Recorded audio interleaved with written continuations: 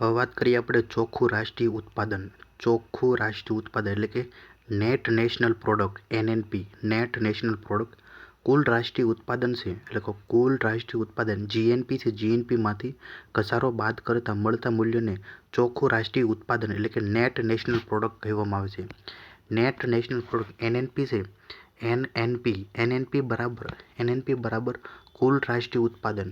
કુલ રાષ્ટ્રીય ઉત્પાદન GNP minus ઘસારો જે મૂડીનું અવમૂલ્યાંકન છે તે બાદ કરવાનો એટલે કે ઘસારો એટલે કે ડેપ્રિસિએશન બાદ કરતા એટલે કે GNP છે. GNPમાંથી ડેપ્રિસિએશન બાદ કરતા NNP મળે છે.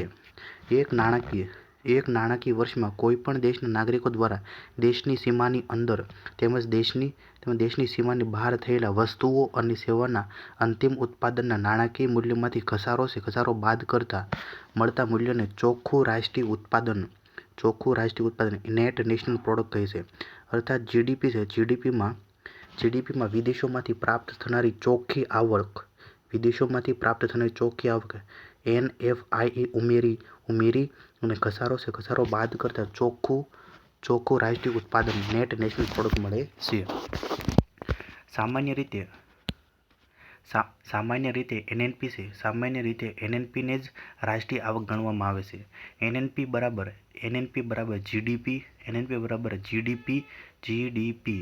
GDP વત્તા દેશમાંથી પ્રાપ્ત થનારી ચોખ્ખી આવક NFIA એમાંથી માઇનસ ઘસારો કરતા NNP મળે છે. NNP છે. NNP અથવા NDP બરાબર GNP અથવા GDP માઇનસ ઘસારો. GNP અને NNP વચ્ચે ઘસારો એટલે કે મૂડીનું અવમૂલ્યાંકન જેટલો તફાવત જોવા મળે છે. એટલે કે GNP અને NNP વચ્ચે ઘસારો છે એ મૂડીનું અવમૂલ્યાંકન જેટલો તફાવત મળે છે. હવે વાત કરીએ આપણે GVA એટલે કે ગ્રોસ વેલ્યુ એડેડ એટલે કે કુલ મૂલ્યવર્ધન. નાણાકીય વર્ષ 2015-16થી કુલ મૂલ્યવર્ધન GVA છે. GVAની અવધારણા શરૂ કરવામાં આવી છે. કુલ મૂલ્યવર્ધન કોઈ દેશની અર્થવ્યવસ્થામાં રહેલા દરેક ક્ષેત્રો જેમ કે પ્રાથમિક ક્ષેત્ર, દ્વિતીય ક્ષેત્ર અને તૃતીય ક્ષેત્ર દ્વારા કરવામાં આવેલ કુલ અંતિમ વસ્તુઓ તેમજ સેવાઓના ઉત્પાદનનું નાણાકીય મૂલ્ય હોય છે. GVA બરાબર પ્રાથમિક ક્ષેત્ર, દ્વિતીય ક્ષેત્ર અને તૃતીય ક્ષેત્રનો સરવાળો કરવામાં આવે. ક્ષેત્રમાં દરેક ઉત્પાદક એકમ તેમજ ઉદ્યમીઓ દ્વારા કરેલ કુલ મૂલ્ય વૃદ્ધિ. GDP અને GVA વચ્ચેનો તફાવત. GDP છે. GDPની ગણતરી ચોક્કસ સમયગાળામાં દેશની આંતરિક સીમામાં ઉત્પાદન થયેલા તમામ અંતિમ માલ અને સેવાઓના નાણાકીય મૂલ્યને આધારે થાય છે. જ્યારે GVA છે. GVAની ગણતરીમાં કુલ ઉત્પાદનમાં વિવિધ ક્ષેત્રો દ્વારા થયેલ મૂલ્ય વૃદ્ધિનો સમાવેશ થાય છે. GDP છે. GDP તે માંગ એટલે ઉપભોક્તા બાજુથી રાષ્ટ્રીય આવકની ગણતરી દર્શાવે છે. GVA છે. GVA તે પુરવઠા એટલે કે ઉત્પાદક બાજુથી રાષ્ટ્રીય આવકની ગણતરી દર્શાવે છે. GDP છે. GDP એ સમગ્ર દેશના અર્થતંત્રનું ચિત્ર સ્પષ્ટ કરે છે. એટલે કે અર્થતંત્રના ત્રણેય ક્ષેત્રના GVA છે. GVAનો સરવાળો કરીને GDP મેળવી શકાય છે. પછી GVA છે. તેમાં અર્થતંત્રના ત્રણેય ક્ષેત્રોની GVAની ગણતરી અલગ રીતે થાય છે. જેમ કે કૃષિ ક્ષેત્ર માટે GVA, ઉદ્યોગ ક્ષેત્ર માટે GVA અને સેવા ક્ષેત્ર માટે GVA.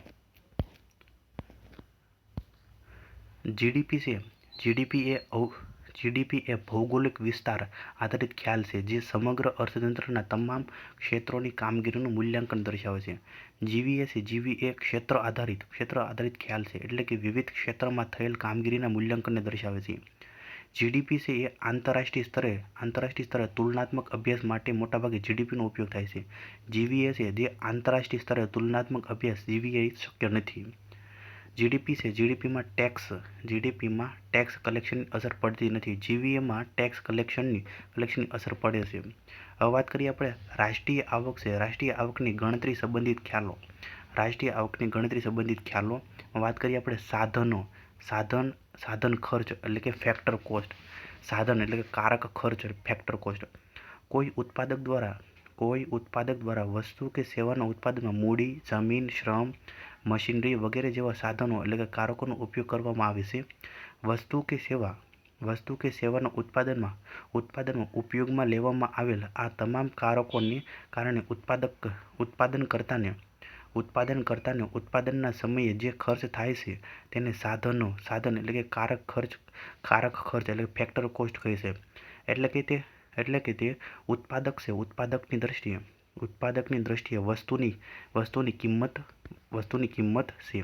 ઉદાહરણ તરીકે નૂડલ્સ બનાવનાર કંપની એક નૂડલ્સ પેકેટ બનાવે છે જેમાં લોટ, દુકાનનું ભાડું, વીજળી, ગેસ વગેરે પર ₹100નો ખર્ચ કરે છે તો નૂડલ્સ પેકેટ દીઠ સાધન કારક ખર્ચ ₹100 થશે. બેઝિક પ્રાઇસ એટલે કે મૂળ કિંમત એટલે એવી કિંમત કે જે ઉત્પાદન કરતા વસ્તુ કે સેવા ખરીદનાર પાસેથી મેળવવાની આશા કરે છે. સાધન કારક એટલે કિંમતમાં ઉત્પાદન કર હોય છે, ઉત્પાદન કર ઉમેરી અને ઉત્પાદન સબસિડી તે બાદ કરતા મૂળ કિંમત મળે છે. ઉદાહરણ તરીકે નૂડલ્સ બનાવનાર કંપનીને નૂડલ્સના ઉત્પાદન માટે સરકાર ₹10 ઉત્પાદન કર લગાવે છે અને ₹5 ઉત્પાદન સબસિડી આપે છે તો કંપનીને નૂડલ્સનું એક પેકેટ ₹105 એમાં સાધન ખર્ચ તરીકે ₹100 અને કર ₹10 અને સબસિડી ₹5 પડે છે જે એક નૂડલ્સના પેકેટની મૂળ કિંમત ગણાય છે. એમાં વિધાન પહેલું છે એમાં મૂળ કિંમત બરાબર સાધન ખર્ચ એટલે કે ફેક્ટર કોસ્ટ વત્તા ઉત્પાદન કર માઇનસ ઉત્પાદન સબસિડી. એટલે કે મૂળ કિંમત બરાબર સાધન ખર્ચ વત્તા ઉત્પાદન કર માઇનસ સબસિડી બાદ કરવાની, ઉત્પાદન સબસિડી બાદ કરવાની. એટલે કે જીડીપી બેઝિક પ્રાઇસ બરાબર જીડીપી ફેક્ટર કોસ્ટ છે. જીડીપી ફેક્ટર કોસ્ટમાંથી માઇનસ ઉત્પાદન કર વત્તા ઉત્પાદન સબસિડી. ઉપરોક્ત વિધાન 1 એ વસ્તુના કિંમતના સંદર્ભમાં હોવાથી તેમાં ઉત્પાદન કરને ઉમેરવામાં આવે છે અને ઉત્પાદન સબસિડીને બાદ કરવામાં આવે છે. જ્યારે વિધાન 2 એ દેશની જીડીપી છે. દેશની જીડીપીના સંદર્ભમાં હોવાથી તેમાં ઉત્પાદન કરને બાદ કરવામાં આવે છે અને ઉત્પાદન સબસિડીને ઉમેરવામાં આવે છે. હવે વાત કરીએ આપણે બજાર કિંમત એટલે કે માર્કેટ પ્રાઇસ. જે કિંમતે ગ્રાહક વસ્તુ કે સેવા ખરીદવા તૈયાર છે તથા વેચનાર વેચવા તૈયાર છે તે કિંમતને બજાર કિંમત એટલે કે માર્કેટ પ્રાઇસ કહેવામાં આવે છે. આ કિંમત છે વસ્તુ કે સેવાના સંગ્રહણ, પરિવહન, પેકેજિંગ, નફો વગેરેને ધ્યાનમાં રાખીને નક્કી કરવામાં આવે છે. એટલે કે તેમાં ઉત્પાદનના સાધનોનો ખર્ચ જેવો કે ભાડું, વ્યાજ, વેતન, નફાનો સમાવેશ થાય છે. ઉપરાંત સરકાર દ્વારા લાદવામાં આવતો ઉત્પાદન કર છે એટલે કે પ્રોડક્ટ ટેક્સ, ઉત્પાદન કર ઉમેરાય અને ઉત્પાદન સબસિડી છે. ઉત્પાદન સબસિડી બાદની કિંમત બજાર કિંમત દર્શાવે છે. એટલે કે સરકાર દ્વારા લાદવામાં આવતો જે ઉત્પાદન કર છે એ ઉમેરાય અને ઉત્પાદન સબસિડી છે તે બાદ કરીને આપણને બજાર કિંમત મળે છે. જો વિધાન 1 જે બજાર કિંમત બરાબર મૂળ કિંમત એટલે કે મૂળ કિંમત વત્તા ઉત્પાદન કર એમાંથી ઉત્પાદન સબસિડી બાદ કરવામાં આવે છે. એટલે કે જીડીપી માર્કેટ પ્રાઇસ છે. જીડીપી માર્કેટ પ્રાઇસ બરાબર જીડીપી બેઝિક પ્રાઇસ માઇનસ ઉત્પાદન કર વત્તા ઉત્પાદન સબસિડી. એટલે કે વસ્તુ કે સેવાની બજાર કિંમતમાં સરકાર દ્વારા તેના પર લગાવવામાં આવેલ કરનો સમાવેશ કરવામાં આવે છે. જ્યારે સબસિડી બાદ કરવામાં આવે છે તો વાસ્તવિક જીડીપી નક્કી કરવા બજાર કિંમતનો ઉપયોગ થાય છે. ઉદાહરણ તરીકે હવે દુકાનદાર નૂડલ્સ પેકેટને 120માં વેચે છે જેમાં સરકાર દ્વારા ઉત્પાદન કર ₹20 અને ઉત્પાદન સબસિડી ₹5નો સમાવેશ કરવામાં આવે તો આમ ₹120 એમાં મૂળ કિંમત છે, મૂળ કિંમત 105, પછી ઉત્પાદન કર ₹20 અને ઉત્પાદન સબસિડી -5 બાદ કરીને એ નૂડલ્સના પેકેટની બજાર કિંમત ગણાય છે. એટલે કે જો વસ્તુ છે વસ્તુના સંદર્ભમાં અને જીડીપીના સંદર્ભમાં જો એ વાત કરીએ આપણે સાધન કિંમત એટલે કે ફેક્ટર પ્રાઇસ છે, ફેક્ટર પ્રાઇસ એટલે કે સાધન કારક આવક છે. તો એમાં શું કરવામાં આવે છે, તો આપણે સાધન કિંમત છે એટલે કે કારક કિંમતો એમાં ઉત્પાદન કર ઉમેરીએ તો આપણને મૂળ કિંમત એટલે કે બેઝિક પ્રાઇસ મળે છે. જ્યારે સાધન કિંમત એમાંથી ઉત્પાદન સબસિડી છે બાદ કરીએ માઇનસ ઉત્પાદન સબસિડી બાદ કરીએ તો આપણને મૂળ કિંમત મળે છે. હવે મૂળ કિંમત છે એમાં ઉત્પાદન કર ઉમેરીએ તો આપણને બજાર કિંમત મળે છે અને મૂળ કિંમતની અંદર ઉત્પાદન સબસિડી છે બાદ કરીએ તો આપણને બજાર કિંમત મળે છે. જીડીપી છે, જીડીપીના સંદર્ભમાં પણ આવું થાય. જો જીડીપી છે, જીડીપી ફેક્ટર કોસ્ટ એમાંથી જો ઉત્પાદન કર બાદ કરીએ તો આપણને જીડીપી બેઝિક પ્રાઇસ મળે છે. જીડીપીમાં જે ફેક્ટર કોસ્ટ એમાં ઉત્પાદન સબસિડી ઉમેરીએ તો જીડીપી બેઝિક પ્રાઇસ મળે છે. અને જીડીપી બેઝિક પ્રાઇસમાં માઇનસ ઉત્પાદન કર કરીએ તો જીડીપી માર્કેટ પ્રાઇસ મળે છે. અને જીડીપી બેઝિક પ્રાઇસમાં ઉત્પાદન સબસિડી ઉમેરીએ તો જીડીપી માર્કેટ પ્રાઇસ મળે છે. હવે વાત કરીએ આપણે ઉત્પાદન કર એટલે કે પ્રોડક્શન ટેક્સ. તે વસ્તુના ઉત્પાદન સાથે સંકળાયેલ કર છે. તેને વસ્તુના જથ્થા સાથે કોઈ સંબંધ હોતો નથી. ઉદાહરણ તરીકે જમીન મહેસૂલ, સ્ટેમ્પ ડ્યુટી વગેરે. ઉત્પાદન સબસિડી તે સરકાર દ્વારા વસ્તુના ઉત્પાદન દરમિયાન આપવામાં આવતી નાણાકીય છૂટછાટ એટલે કે સહાય છે. આ છૂટછાટને ઉત્પાદનના જથ્થા સાથે કોઈ સંબંધ હોતો નથી. ઉદાહરણ તરીકે ઉત્પાદન પ્રોત્સાહન માટે સરકાર વીજ બિલ, પાણી બિલ જેવા ખર્ચામાં સહાય તરીકે અમુક રકમની છૂટછાટ આપવામાં આવે છે. ઉત્પાદ કર એટલે કે પ્રોડક્ટ ટેક્સ. આ કર ઉત્પાદનના ચોક્કસ એકમ જેમ કે નૂડલ્સના એક પેકેટ પર લાગે છે. તે ઉત્પાદનના જથ્થા સાથે સંકળાયેલ અને અપ્રત્યક્ષ વેરો છે. ઉદાહરણ તરીકે વેચાણ વેરો અને એક્સાઇઝ ડ્યુટી. ઉત્પાદન સબસિડી તે સરકાર દ્વારા ઉત્પાદનના ચોક્કસ એકમ જેમ કે નૂડલ્સના એક પેકેટના ઉત્પાદન માટે જેવા કે ખાદ્ય, પેટ્રોલિયમ, એલપીજી સિલિન્ડર, ખાતરો વગેરે પર આપવામાં આવતી છૂટછાટ છે. હવે વાત કરીએ જીડીપી છે, જીડીપીના ગણતરીના આધાર. વાત કરીએ સાધનોની પડતરના આધારે કુલ ઘરેલું ઉત્પાદન જીડીપી ફેક્ટર કોસ્ટ. કોઈ ચોક્કસ નાણાકીય વર્ષ દરમિયાન દેશની આર્થિક સીમાની અંદર રહેવાસી અને બિનરહેવાસી લોકો દ્વારા ઉત્પાદિત અંતિમ વસ્તુઓ અને સેવાઓના મૂલ્યમાંથી ચોખ્ખો અપ્રત્યક્ષ બાદ કરતા અને બજાર કિંમતોના આધારે કુલ કરેલું ઉત્પાદન જીડીપી માર્કેટ પ્રાઇસ. કોઈ ચોક્કસ નાણાકીય વર્ષ દરમિયાન કોઈપણ દેશની આંતરિક સીમામાં રહેતા દરેક રહેવાસીઓ અને બિનરહેવાસી લોકો દ્વારા ઉત્પાદિત થતી અંતિમ વસ્તુઓ અને સેવાઓની બજાર કિંમત એટલે બજાર કિંમતોના આધારે કુલ કરેલું ઉત્પાદન જે જીડીપી માર્કેટ પ્રાઇસ. હવે વાત કરીએ સાધનોની પડતરે કુલ કરેલું ઉત્પાદન જીડીપી માર્કેટ પ્રાઇસ. ઉત્પાદન જીડીપી ફેક્ટર કોસ્ટ મળે છે. એટલે કે જીડીપી ફેક્ટર કોસ્ટ છે. જીડીપી ફેક્ટર કોસ્ટ બરાબર જીડીપી માર્કેટ પ્રાઇસ માઇનસ ઉત્પાદન કર છે.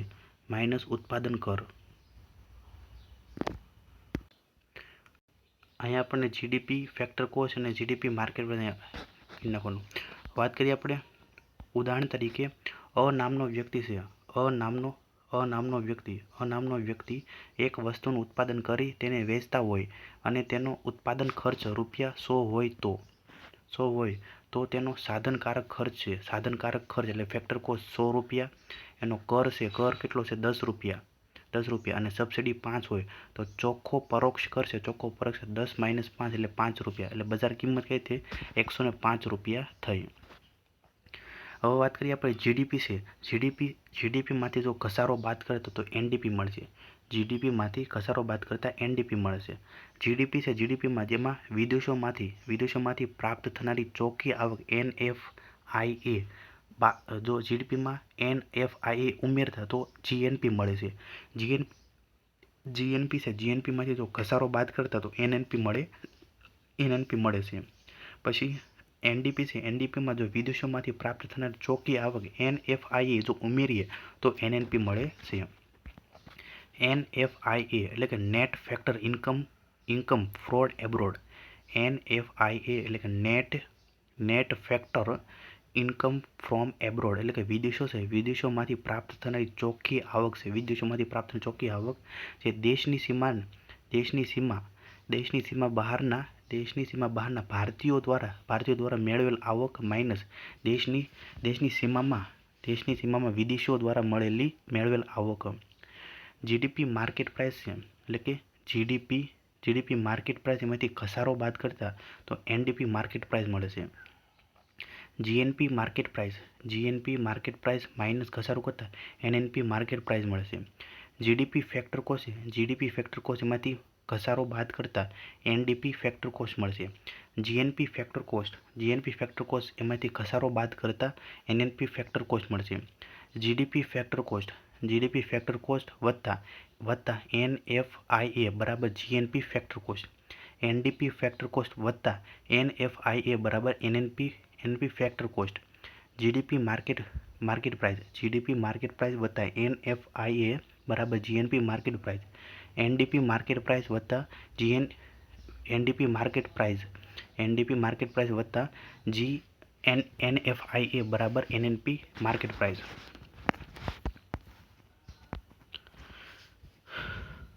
જો એનડીપી ફેક્ટર કોસ્ટ છે, એનડીપી ફેક્ટર કોસ્ટ એમાં જો ચોખ્ખો પરોક્ષ ઉમેરીએ, એનડીપી ફેક્ટર કોસ્ટને ચોખ્ખો પરોક્ષ કર ઉમેરીએ તો એનડીપી માર્કેટ પ્રાઇસ મળશે. એનડીપી માર્કેટ પ્રાઇસ એમાં ઘસારો ઉમેરીએ તો જીડીપી માર્કેટ પ્રાઇસ મળે છે. પછી જીડીપી ફેક્ટર કોસ્ટ છે, જીડીપી ફેક્ટર કોસ્ટમાં ઘસારો બાદ કરતા તો જીડીપી ફેક્ટર કોસ્ટ એમાંથી ઘસારો બાદ કરતા એનડીપી મળે છે. અને જીડીપી ફેક્ટર કોસ્ટમાં જો NFIA ઉમેરીએ તો જીએનપી ફેક્ટર કોસ્ટ મળે છે. અને જીએનપી ફેક્ટર કોસ્ટમાંથી ઘસારો બાદ કરતા તો એનએનપી ફેક્ટર કોસ્ટ મળે છે.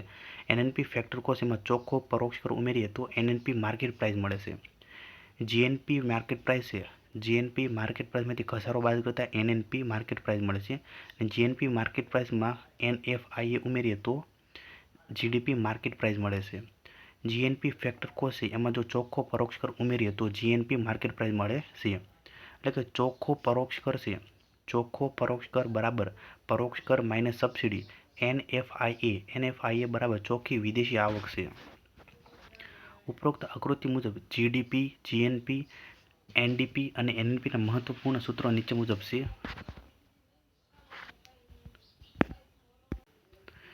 જીડીપી માર્કેટ પ્રાઇસ માઇનસ પરોક્ષ કર વત્તા સબસિડી તો GDP factor cost. GDP factor cost વત્તા પરોક્ષ કર માઇનસ સબસિડી બરાબર GDP market price. GDP factor કોસ્ટમાં ચોખ્ખો પરોક્ષ કર ઉમેરીએ તો જીડીપી માર્કેટ પ્રાઇસ મળે છે. એનડીપી માર્કેટ પ્રાઇસ માઇનસ પરોક્ષ કર વત્તા subsidy NDP factor cost. NDP factor cost વત્તા પરોક્ષ કર માઇનસ સબસિડી બરાબર NDP market price. NDP factor cost વત્તા ચોખ્ખો પરોક્ષ કર બરાબર NDP market price. GNP market price minus પરોક્ષ કર વત્તા સબસિડી બરાબર GNP factor cost. GNP factor cost વત્તા પરોક્ષ કર માઇનસ સબસિડી બરાબર GNP market price. NNP market price minus પરોક્ષ કર વત્તા subsidy NNP factor cost. NNP factor cost વત્તા પરોક્ષ કર માઇનસ સબસિડી બરાબર એનએનપી માર્કેટ પ્રાઇસ. હવે વાત કરીએ રાષ્ટ્રીય આવક સંબંધિત અન્ય અવધારણાઓ હશે. રાષ્ટ્રીય આવક સંબંધિત અન્ય અવધારણાઓ એમાં વાત કરીએ આધાર વર્ષ એટલે કે બેઝ યર એટલે કે આધાર વર્ષ. વિવિધ સૂચકાંક અને આંકડાઓની રચના કરતી વખતે વર્તમાન રાશિને કોઈ નિશ્ચિત વર્ષ એટલે કે સામાન્ય રીતે ભૂતકાળના સાથે સરખાવવામાં આવે છે, જેને આધાર વર્ષ કહે છે. ભારતમાં CSO એટલે કે સેન્ટ્રલ સ્ટેટિસ્ટિકલ ઓફિસ દ્વારા GDPની ગણતરી માટેનું આધાર વર્ષ 2011 નક્કી કરવામાં આવ્યું છે. આધાર વર્ષની પસંદગી માટેની શરતો એમાં પહેલું છે વર્ષ સામાન્ય હોવું જોઈએ. બીજું, વર્ષમાં કુદરતી આપત્તિ એટલે કે અતિવૃષ્ટિ, અનાવૃષ્ટિ, ભૂકંપ જેવી ઘટનાઓ ન હોવી જોઈએ. ત્રીજું, વર્ષમાં યુદ્ધ, હડતાળ, હુલ્લડ જેવી માનવીય ઘટના તથા રાજકીય અસ્થિરતા ન હોવી જોઈએ. ચોથું છે વર્ષ અતિ મંદી કે અતિ તેજી એટલે કે તીવ્ર ભાવ વધારો કે ભાવ ઘટાડોવાળું ન હોવું જોઈએ. આ ઉપરાંત ગ્રાહક ભાવ સૂચકાંક CPI, પછી જથ્થાબંધ ભાવ સૂચકાંક WPI અને ઔદ્યોગિક ઉત્પાદન સૂચકાંક IIP જેવા વિવિધ સૂચકાંકોની ગણતરી દરમિયાન પણ વિવિધ આધાર વર્ષનો ઉપયોગ કરવામાં આવે છે. હવે વાત કરીએ આપણે માથાદીઠ આવક પર કેપિટા ઇન્કમ એટલે કે માથાદીઠ આવક. રાષ્ટ્રીય આવકને રાષ્ટ્રની કુલ જનસંખ્યા વડે ભાગવાથી મળતી રકમને માથાદીઠ આવક કહે છે.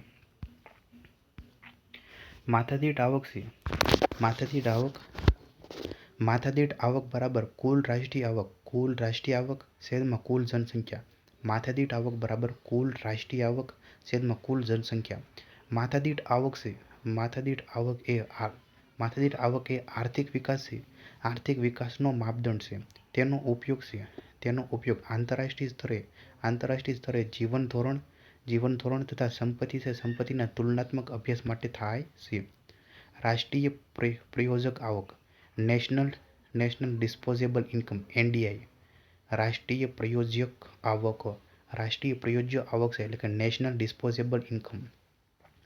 કોઈ ચોક્કસ નાણાકીય વર્ષ દરમિયાન કોઈપણ દેશના લોકો જે ખર્ચ કરી શકે તે કુલ આવકને રાષ્ટ્રીય પ્રાયોજ્ય આવક કહે છે. એટલે કે એક ચોક્કસ નાણાકીય વર્ષ દરમિયાન કોઈપણ દેશના લોકો જે ખર્ચ કરી શકે તે આવકને રાષ્ટ્રીય પ્રાયોજ્ય આવક કહે છે.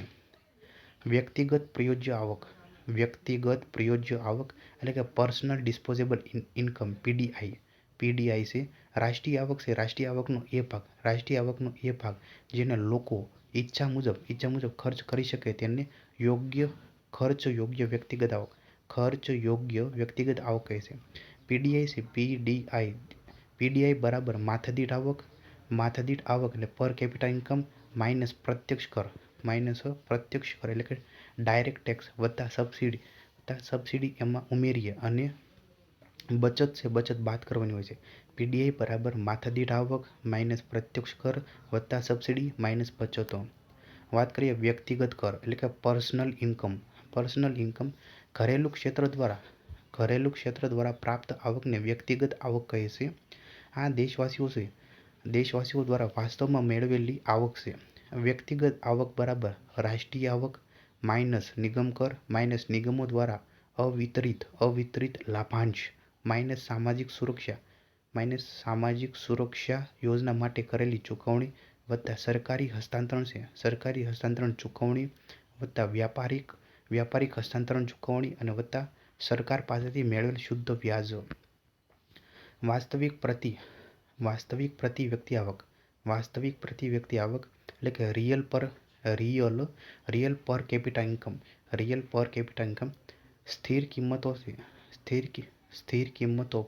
સ્થિર કિંમતો પર રાષ્ટ્રીય આવકને દેશની કુલ વસ્તી દ્વારા વિભાજિત કરવાથી મળતી રકમને વાસ્તવિક પ્રતિ વ્યક્તિ આવક કહે છે. વાસ્તવિક પ્રતિ વ્યક્તિ આવક બરાબર સ્થિર કિંમતો ઉપર રાષ્ટ્રીય આવક છેદમાં કુલ વસ્તી. રાષ્ટ્રીય આવક એટલે કે નેશનલ ઇન્કમ. વર્ષ દરમિયાન વર્ષ દરમિયાન થયેલ તમામ વસ્તુઓના ઉત્પાદનને તે વસ્તુના બજાર ભાવ સાથે ગુણીને જે મૂલ્ય મેળવવામાં આવે છે તેને રાષ્ટ્રીય આવક કહે છે. રાષ્ટ્રીય આવક એટલે કે એનએનપી માર્કેટ પ્રાઇસ. રાષ્ટ્રીય આવક એટલે કે એનએનપી માર્કેટ પ્રાઇસ બરાબર એનએનપી ફેક્ટર કોસ્ટ વત્તા પરોક્ષ કર માઇનસ સબસિડી. કુલ રાષ્ટ્રીય હેપીનેસ સૂચકાંક જે સુખાકારી. કુલ રાષ્ટ્રીય હેપીનેસ સૂચકાંક સુખાકારી. Gross national happiness index GNH. આ સૂચકાંક ભૂટાન દેશ દ્વારા શરૂ કરવામાં આવ્યો હતો. વર્ષ 1772 ભૂટાનના રાજા વાંગચુક દ્વારા જીડીપીના સ્થાન GNH ની શરૂઆત કરવામાં આવી હતી. તેમાં માનસિક સ્વાસ્થ્ય,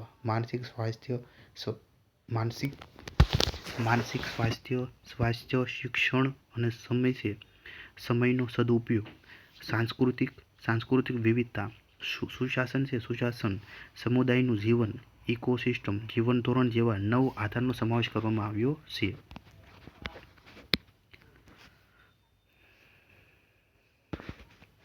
વાત કરીએ વાસ્તવિક રાષ્ટ્રીય આવક. વાસ્તવિક રાષ્ટ્રીય આવક એટલે કે રિયલ નેશનલ ઇન્કમ. વર્ષ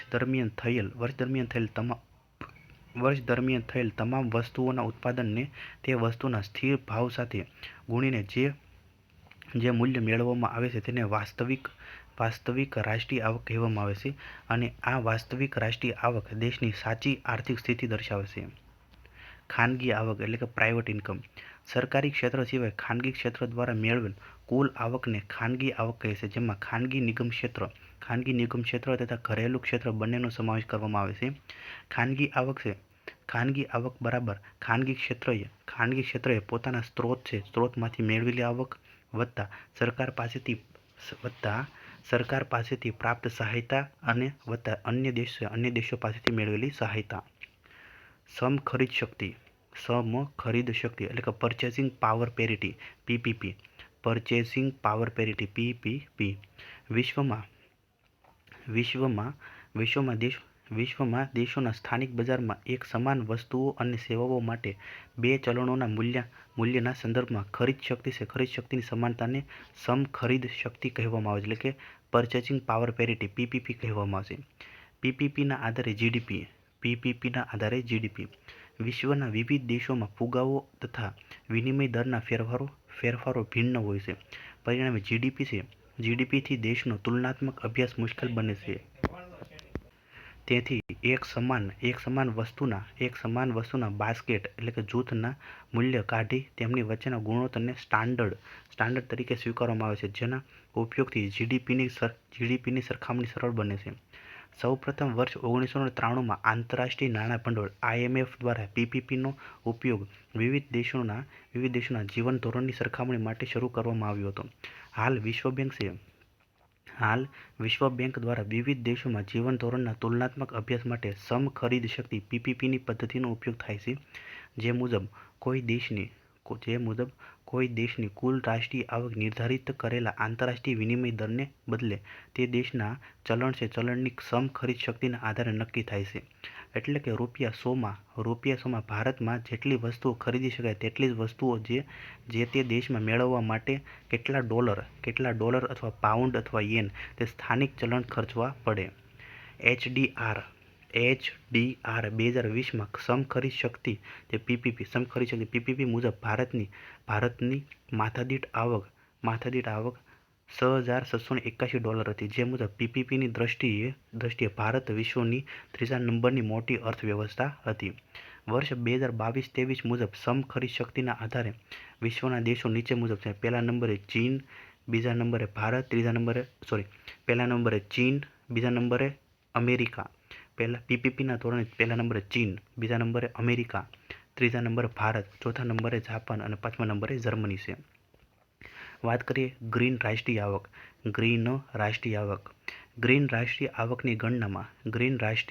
ગણનામાં વર્ષ દરમિયાન વસ્તુઓ અને સેવાઓના કુલ ઉત્પાદનની પ્રક્રિયા દરમિયાન દેશના પર્યાવરણ અને જૈવ વિવિધતાને જે નુકસાન પહોંચે છે તેનું નાણાકીય મૂલ્ય બાદ કરવામાં આવે છે. વાત કરીએ ગ્રીન જીડીપી.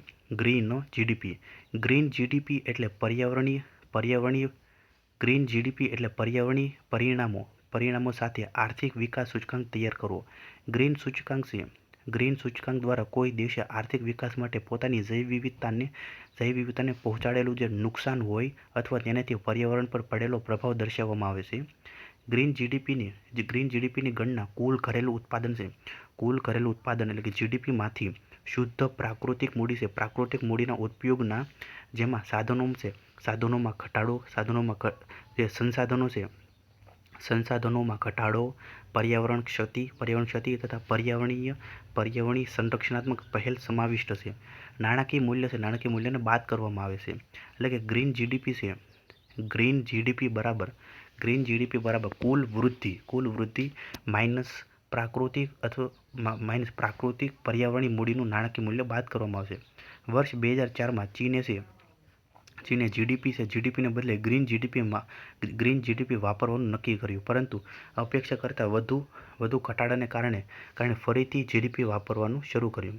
ભારતમાં પી. દાસ ગુપ્તા કમિટીની રચના ગ્રીન જીડીપીના અભ્યાસ માટે વર્ષ 2013માં કરવામાં આવી હતી. ગ્રીન જીએનપી એટલે ગ્રીન જીએનપી છે જે ગ્રીન જીએનપી બરાબર ગ્રીન જીડીપી માઇનસ પ્રાકૃતિક ઘસારો. ગ્રીન સૂચકાંક એટલે કે ગ્રીન ઇન્ડેક્સ. વર્ષ 1995માં વિશ્વ બેંકે દેશની સંપત્તિની ગણતરીના હેતુથી આ સૂચકાંકની શરૂઆત કરી હતી, જેમાં દેશો દ્વારા સર્જેલ સંપત્તિમાં પ્રાકૃતિક સંપત્તિ અને માનવ સંસાધન પરથી માથાદીઠ આવક તૈયાર કરવામાં આવે છે. કુલ પર્યાવરણ ઉત્પાદન એટલે ગ્રોસ એન્વાયરમેન્ટ પ્રોડક્ટ. કુલ પર્યાવરણ ઉત્પાદન ગ્રોસ એન્વાયરમેન્ટ પ્રોડક્ટનું તાત્પર્ય પર્યાવરણીય પરિણામો સાથે આર્થિક વિકાસ સૂચકાંક તૈયાર કરવાનું છે. આ સૂચકાંક દર્શાવે છે કે આર્થિક વિકાસ માટે કોઈ દેશે પોતાની જૈવ વિવિધતાને કેટલું નુકસાન પહોંચાડ્યું છે અથવા તેનાથી પર્યાવરણ પર કેટલો પ્રભાવ પડ્યો છે. વાત કરીએ સ્ત્રી આર્થિક પ્રવૃત્તિ દર. Female economic activity rate. ફિયર એ 15 વર્ષ કે તેથી વધુ ઉંમરની વ્યક્તિઓ કે જે વસ્તુઓ કે સેવાઓના ઉત્પાદનમાં સંકળાયેલ હોય તેનું પ્રમાણ છે. આ પ્રમાણ પુરુષોની સરખામણીએ ઓછું જોવા મળે છે. મોટાભાગના દેશોમાં સ્ત્રીઓ દ્વારા થયેલ પ્રવૃત્તિઓ કે જે રાષ્ટ્રીય આવકમાં ફાળો આપી શકે છે તેનું મૂલ્યાંકન થઈ શકતું નથી. જેમ કે ગૃહિણી દ્વારા તેના ઘરમાં આપેલ સેવા પરિણામે મહિલાઓને ભાગીદારીનું અને તેમની અપેક્ષાઓ કરતાં ઓછું આકલન થાય છે. રાષ્ટ્રીય આવકની ગણતરી માટેની પદ્ધતિઓ. રાષ્ટ્રીય આવકની ગણતરી માટેની પદ્ધતિઓ છે એટલે કે જીડીપી ગણવાની પદ્ધતિઓ 3 છે. આવક પદ્ધતિ એટલે કે ઇન્કમ મેથડ, ઉત્પાદન પદ્ધતિ એટલે કે પ્રોડક્શન મેથડ અને ખર્ચ પદ્ધતિ.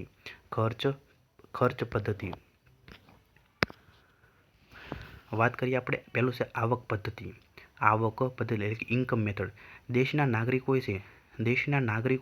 નાગરિકોએ ઉત્પાદનના સાધનો દ્વારા મેળવેલી આવકોનો સરવાળો કરીને રાષ્ટ્રીય આવક મેળવવાની પદ્ધતિને આવકની પદ્ધતિ કહે છે. એટલે કે જીડીપી છે ઇન્કમ, જીડીપી આવક છે. જીડીપી આવક બરાબર ભાડું, વ્યાજ, વેતન અને નફો. જીડીપી આવક છે એમાં ભાડું, વ્યાજ, વેતન અને નફોનો સરવાળો કરવામાં આવશે. આવકની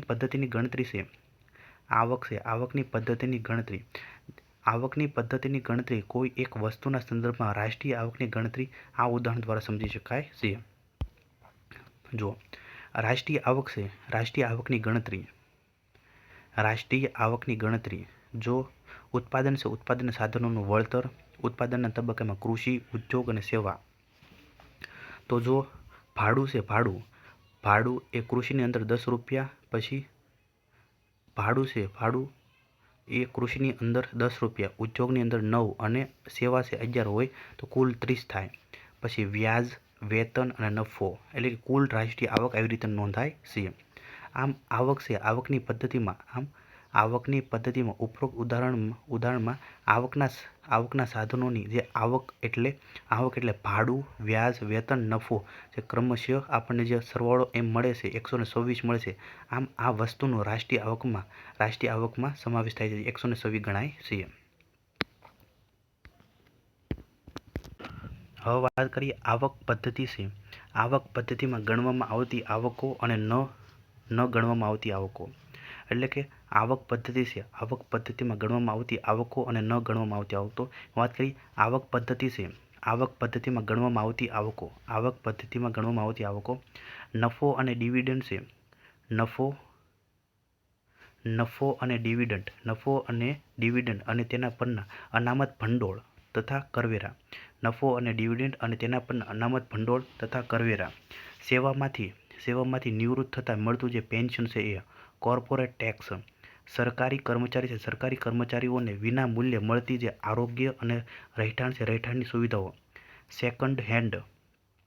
સેકન્ડ હેન્ડ વસ્તુ છે, સેકન્ડ હેન્ડ વસ્તુના વેચાણમાં રહેલ મધ્યસ્થી છે, મધ્યસ્થીનું કમિશન કે દલાલી. માલિકો છે, માલિકો દ્વારા કર્મચારીઓને આપેલ જે લોન છે, લોનની વ્યાજ મુક્તિ. ભારત દ્વારા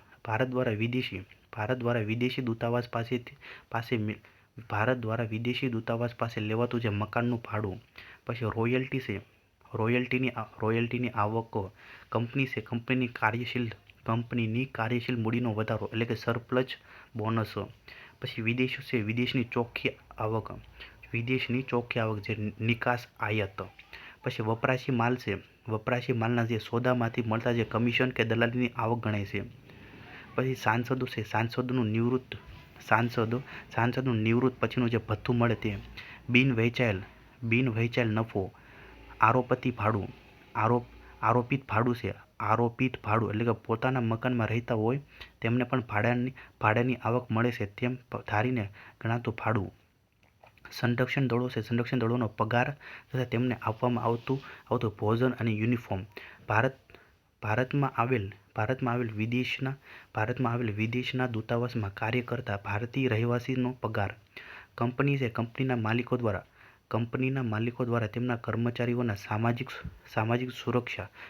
સુરક્ષા યોજનામાં અપાતો ફાળો. ભારતમાં કાર્ય કરતી વિદેશી કંપની છે, વિદેશી કંપની કે બેંક છે, બેંકનો નફો. ભારત દ્વારા બીજા દેશને આપેલ લોનનું વ્યાજ. હવે આ પદ્ધતિ છે એટલે કે આવક પદ્ધતિમાં ન ગણવામાં આવતી આવકો. આ પદ્ધતિમાં ન ગણવામાં આવતી આવકો કઈ છે? એમાં કઈ છે? સેકન્ડ હેન્ડ વસ્તુની આવક. હવાલા, દાણચોરી, જુગાર, ઇનામ, લોટરી. પિતા દ્વારા પુત્રને અપાતું જે ઘર ખર્ચ, વીમાની આવક, મૂડીગત લાભ, વૃદ્ધાવસ્થા, પેન્શન, બેરોજગારી ભથ્થા, શિષ્યવૃત્તિ એટલે કે હસ્તાંતરિત ચૂકવણી, અંગત વપરાશની લોનનું વ્યાજ, સરકારી યોજના દ્વારા મળતું ભથ્થું અને ભારતીય સંસ્થા દ્વારા વિદેશી સંસ્થાને આપેલ ભેટો.